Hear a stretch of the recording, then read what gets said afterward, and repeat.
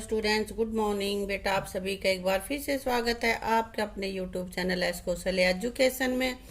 और बेटा आज हम कर रहे हैं हमारी 5वीं क्लास की ईवीएस का 13 लेसन जल में जीवन। तो बेटा इस लेसन में हम पढ़ रहे हैं कि जल में पानी में कौन कौन से जीव जंतु रहते हैं, पानी में कौन से जीव जंतु पाए जाते हैं। सबसे पहले यहाँ देखते हैं गंगा डॉल्फिन। गंगा डॉल्फिन क्या होती है देखते हैं। इस बार गर्मी की छुट्टियों में मैं अपनी नानी के घर बिहार के भागलपुर में गया। एक दिन मैं सुबह सुबह अपनी मामा जी के साथ नदी के घाट पर गया। वहां पे कौन सी नदी है? गंगा नदी है ना, तो गंगा नदी के घाट पर गया तो वहां का मौसम बहुत सुहाना था। सुबह की सुनहरी धूप ने नदी के पानी को भी सुनहरा बना दिया था। अचानक एक बड़ी मछली पानी से ऊपर उठी। देखो यहाँ पिक्चर में भी दिख रही है ना हमें यहाँ पे। हाँ, मैं दूर खड़ा हैरानी से देखता रहा। तभी एक छोटी मछली भी दिखाई दी। मेरे मामा जी ने बताया कि यह गंगा डॉल्फिन है। पहले देखो ये बड़ी मछली है, ये छोटी मछली है, तो उसके मामा ने बताया कि इसका नाम गंगा डॉल्फिन है। मैं सोचने लगा है इतना विशाल जीव इस मैले पानी में कैसे देखता होगा, कि उसको कैसे दिखाई देता होगा। मामा जी ने बताया कि स्वच्छ पानी में रहने वाली गंगा डॉल्फिन देख नहीं सकती। इसकी आंखों में लेंस नहीं होता। यह सीटी जैसी आवाज निकालती है जो किसी वस्तु से टकराकर जब वापस आती है तो उन तरंगों से यह वस्तु व शिकार को पहचान लेती है। इसका मतलब क्या है बेटा? उसको दिखाई नहीं देता, वो जो सुनती है उस आवाज की सुनने से उसको पता चलता है कि यहाँ पे कोई उसका शिकार है या नहीं है। ठीक है, तो अब ये कह रहा है कि जल में और कौन से जीव रहते हैं। अभी तो हमने बात की गंगा डॉल्फिन की बात की है ना, तो कहते हैं इसके अलावा और कौन कौन से जीव यहाँ पे रहते हैं पानी में। कौन कौन से होते हैं बेटा? कछुआ, मगरमच्छ, मेंढक, बतख, जल मुर्गी आदि। आदि का मतलब इसी तरह के और भी जीव हैं जो पानी में रहते हैं। अब कह रहे हैं अपने माता पिता या अध्यापक के साथ किसी तालाब या जोहड़ के पास जाओ। तुम्हारे गांव में भी जोड़ होते हैं ना, तालाब भी होते हैं, किसी किसी गांव में है। तालाब के पानी में और आसपास उगे पेड़ पौधों और जीव जंतुओं को देखो। उसके आसपास कौन कौन से जीव जंतु रहते हैं और कौन कौन से पेड़ पौधे वहां पे उगे हुए हैं। तुम्हें पानी की सतह पर क्या दिखाई देता है? क्या दिखाई देता है? काई। काई क्या होती है? वो हरा हरा सा होता है ना, उसको बोलते हैं काई। तालाब के आसपास कौन से जीव दिखाई देते? जीव कौन कौन से? बेटा मेंढक, बगुला, सारस, कछुआ भी मिल जाता है ना। ये आदि तरह के जो भी जानवर हैं, जीव जंतु हैं, वो हमें दिखाई देते हैं।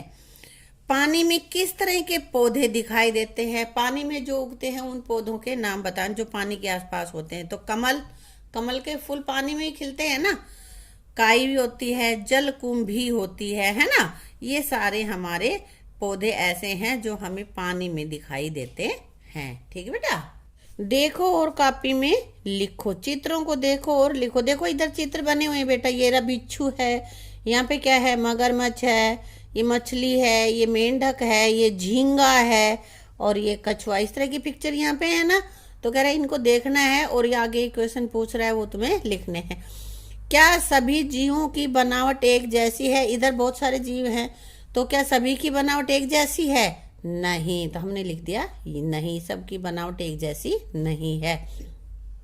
कौन से जीवों के शरीर पर फिन्स यानी कि पंख हैं? किसके पे? देखो इनमें से बिच्छू, मगरमच्छ, कछुआ, मेंढक, झींगा और मछली, किसके पंख हैं? मछली के पंख है, इसलिए हमने यहाँ पे लिख दिया मछली। किन जीवों का शरीर पतला और लंबा है? कौन पतला और लंबा है? देखो एक तो ये बिच्छू कितना लंबा सा होता है ना, डंक मारता है बड़ा तेज भाई ये। हाँ, और झींगा भी है इधर, यहाँ पे ये जोंक भी है ना। और ये दरियाई जो घोड़ा है ये भी पतला ही होता है, इसका शरीर भी पतला और लंबा है। तो ये सारे हमारे जीव हैं जिनका शरीर पतला और लंबा, ये मैंने यहाँ पे लिख रखा है। ठीक है बेटा।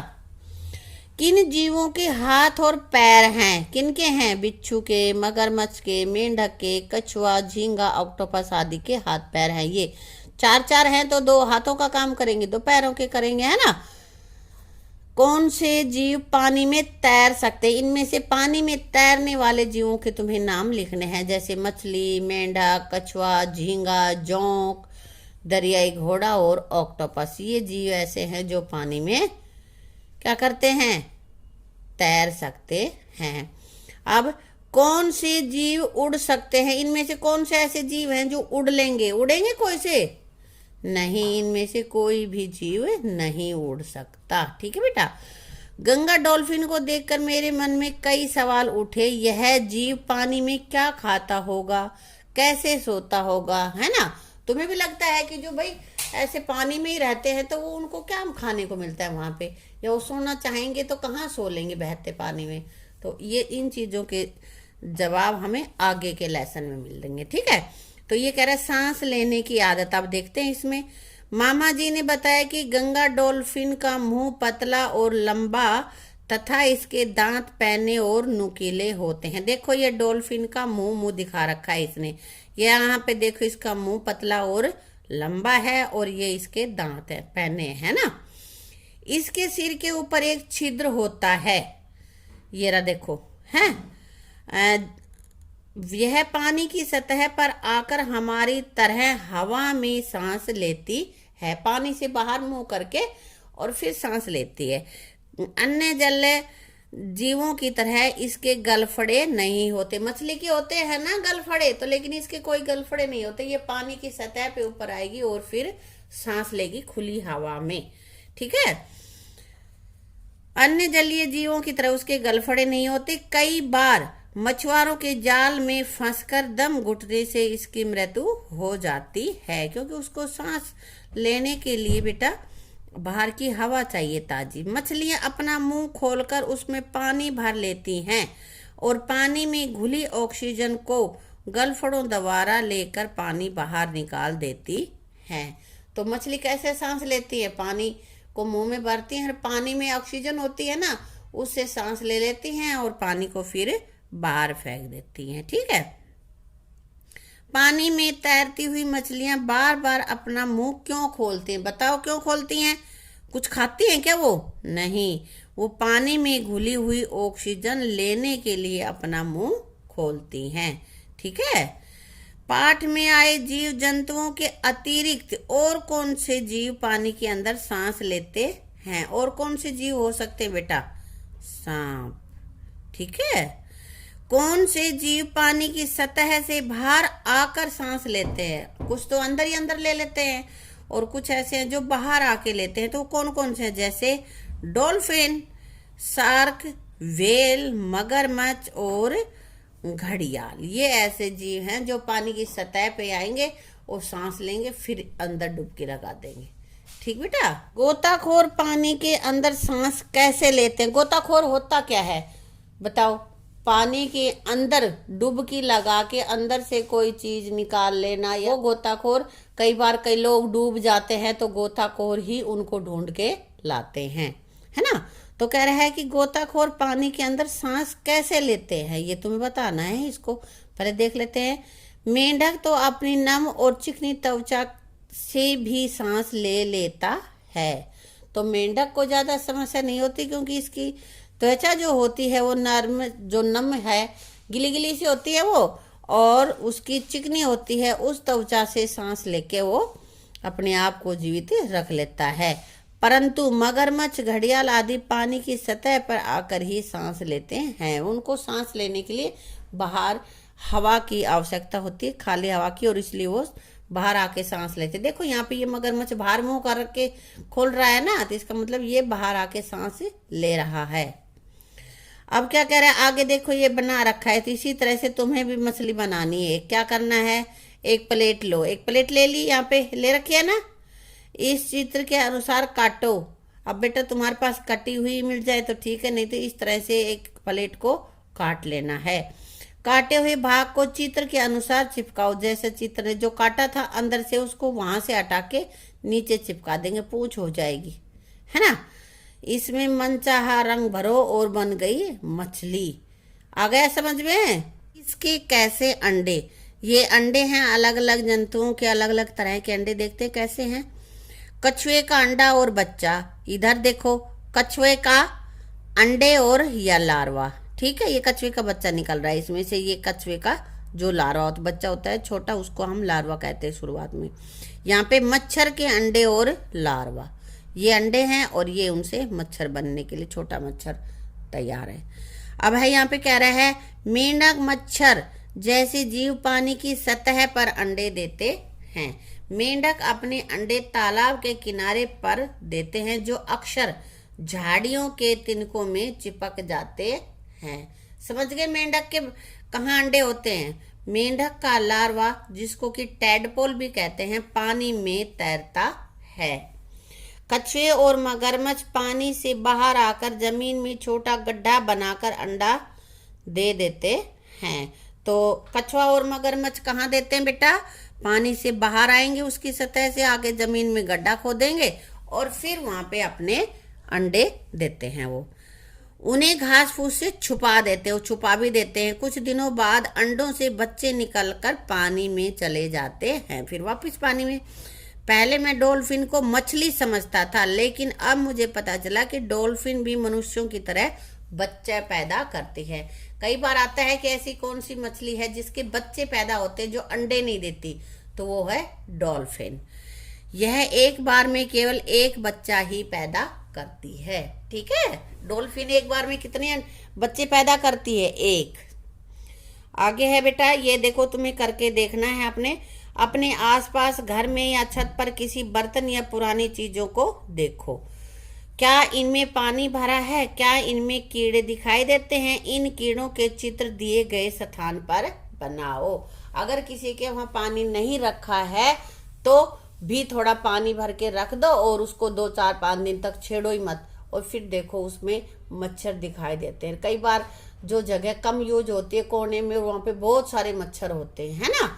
तो उनको कह रहा है कि मच्छर होते हैं और पानी वानी में या कोई भी ऐसी जगह जहाँ सफाई कम होती है कीड़े हो जाते हैं, कहता है उन कीड़ों के यहाँ पे पिक्चर बनाना है इस बॉक्स में। ये तुम्हें खुद करना है बेटा, ठीक है। बरसात के दिनों में खाली घड़ों, पुराने टायरों, कूलर आदि में पानी इकट्ठा होने से उनमें मच्छर पैदा हो जाते हैं।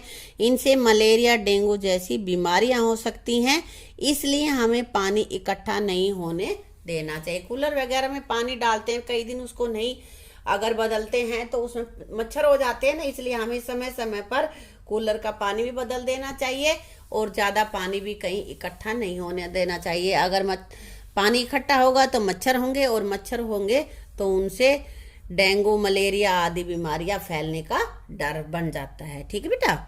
अब क्या है, मच्छर या मेंढक के लार्वा का आकार किससे मिलता जुलता है? किससे मिलता जुलता रहेगा? मछली के लार्वा से। मेंढक और मच्छर के अलावा और कौन से जलीय जीव अंडे देते हैं? जल में रहने वाले और कौन से जीव हैं जो कि मेंढक और मच्छर के तरह ही अंडे देते हैं? मछली भी अंडे देती है, कछुआ भी अंडा देता है और मगरमच्छ भी अंडा देता है। अब आगे बेटा ये तुम्हें मेंढक बनाना है, ये बता रखा है पहले। एक ऐसे अंडे की तरह का आकार का बनाओ, फिर उसके 2 इधर ये कान से कर दो, फिर आधा और करो और फिर ये मेंढक तैयार हो गई। यहाँ पे मेंढक इस बॉक्स में तुम्हें बनाना है, ठीक है। किस तरह से बनाओगे ये इसने बता दी है, बना लोगे ना? हाँ, सभी ने बनाना बेटा। यहाँ पे पानी में सैर। अब देखो पानी में कौन सैर कर रहा है भाई, देखते हैं हम। मेंढक के पिछले पंजों में झिल्ली होती है, यह अपनी पिछली टांगों से पानी को धकेलकर आगे बढ़ता है। तो यहाँ पे कि भाई ये मेंढक जो है पानी में कैसे तैरता है ये बताया गया। तो यहाँ पे क्या कह रहा है, पिछले जो इसके पंजे होते हैं उनमें एक झिल्ली सी होती है और वह अपनी पिछली टांगों से पानी को पीछे धकेलता है और खुद आगे बढ़ जाता है। मछली पूंछ और फिन्स की सहायता से तैरती है। मछली किससे? अपनी पूंछ और जो उसके पंख होते हैं उनकी सहायता से तैरती है। पानी में रहने वाला सांप भी तैरता है। कुछ इस प्रकार के सांप होते हैं जो पानी में रहते हैं तो वो भी तैरते हैं। डॉल्फिन के दिमाग का एक भाग सोते समय भी क्रियाशील रहता है। सोते समय तो हमारा दिमाग काम करना बंद कर देता है ना, सो जाता है, कहते हैं यही। लेकिन मछली जो है, डॉल्फिन है, उसका एक भाग जरूर जागता ही रहता है, इसीलिए वह सोते समय भी तैर सकती है, सोते सोते भी तैरती रहती है। हाँ, अब आगे कह रहा है कि ये पता करो, देखते हैं क्या पता करा और हमसे। गोताखोर अपने हाथों और पैरों में झिल्लीदार दस्ताने क्यों पहनते हैं? क्यों भाई, वो सीधे क्यों नहीं कूद जाते पानी में? क्यों पहनते हैं झिल्लीदार? क्योंकि इसमें पानी को पीछे धकेलते हुए आगे तैरने में आसानी होती है। कहा ना कि मेंढक भी तो ऐसे ही तैरता है ना। तो यहाँ पे कह रहा है गोताखोर भी अपने हाथों में और पैरों में जो झिल्लीदार दस्ताने होते हैं उनसे पानी को पीछे धकेलते हुए आगे तैर जाता है। नाव चलाने वाले चप्पू का प्रयोग क्यों करते हैं? वह सीधे क्यों नहीं तैर जाते? चप्पू क्यों चलाते हैं वो? क्योंकि अब देखते हैं यहाँ पे, नाव चलाने वाले चप्पू से पानी को पीछे धकेल कर नाव आगे ले जाते हैं, इसलिए इसे क्या कहते हैं? चप्पू यहाँ पे इनके लिए जरूरी हो जाता है। अपने पैरों को थोड़ी देर पानी में रखो और देखो पैरों की त्वचा में क्या बदलाव आया। तो कई देर जब अगर पानी में रख लेते हो तो तुम्हारी जो त्वचा है पैरों की, हाथों की, कैसी हो जाती है? झुर्रियां सी पड़ जाती हैं उसमें और ऐसी लगती है जैसे गल रही हो, है ना। तो त्वचा गीली होकर गलने सी लगती है। फिर अपने पैरों पर तेल लगाओ और अब इन्हें पानी में रखो। तो क्या अभी त्वचा में कोई बदलाव आया? नहीं, अब कोई बदलाव नहीं आता। तेल लगाने के बाद उसमें कोई भी असर नहीं होता। अब आगे बता रहे किसकी कैसी त्वचा रहती है। कैसी कैसी त्वचा? मेंढक, कछुआ, मछली आदि की त्वचा चिकनी और शल्कों से ढकी होती है। ये देखो, मछली, कछुआ, मेंढक, कई बार मेंढक को जब हाथ पकड़ते हैं, हाथ लगाते हैं तो दिखता है ना ऐसे गिलगिला गिलगिला, तो ये ऐसे ही है कि शल्कों से ढकी हुई होती हैं और चिकनी होती है। इनके शरीर पर पानी ठहरता है और न ही इनकी त्वचा गलती है। इनके शरीर पर पानी नहीं ठहरता बेटा, चिकनी होती है ना तो पानी फिसल के नीचे गिर जाता है, इसीलिए इनकी त्वचा नहीं गिरती। हमारी त्वचा चिकनी नहीं होती, इसलिए हमारी गलने लग जाती है बेटा। आगे है, बतख, सारस, हंस, बगुला आदि की त्वचा पर तैलीय ग्रंथियां अधिक पाई जाती है। देखो यहाँ पे बतख है, ये सारस है, बगुला है ना, तो यहाँ कहते हैं इनकी जो त्वचा है वहां पे क्या होता है, इनकी त्वचा पर तैलीय ग्रंथियां अधिक होती हैं, इसलिए इनकी त्वचा पर भी पानी नहीं ठहरता। तो अगर तुमसे कोई पूछे कि किन किन के शरीर पर पानी नहीं ठहरता तो क्या बताओगे बेटा? मेंढक, कछुआ, मछली, बतख, सारस, हंस, बगुला आदि, इनकी त्वचा पर पानी नहीं ठहरता। अब कह रहा है कि पानी में से अपने शिकार को आसानी से कैसे पकड़ लेते हैं? कैसे पकड़ लेते हैं भाई? अपनी लंबी चोंच की सहायता से शिकार आसानी से पकड़ लेते हैं। इनकी चोंच देखो, पक्षियों की, बतख की भी चोंच है और यहाँ पे सारस की भी चोंच से पकड़ लेता है ये, है ना। पानी में कैसे तैरती हैं? कैसे तैरती हैं बतख? बतख के पैर बेटा झिल्लीदार होते हैं, वो पैरों की सहायता से तैरती, इसलिए बतख झिल्लीदार पैरों की सहायता से पानी में तैरती हैं। ठीक है, अपने पैरों की, इनके जो पैर होते हैं वो झिल्लीदार होते हैं, उनकी सहायता से वो तैरती हैं। बगुले के पंजे कीचड़ में क्यों नहीं धंसते? क्यों नहीं धंसते बेटा?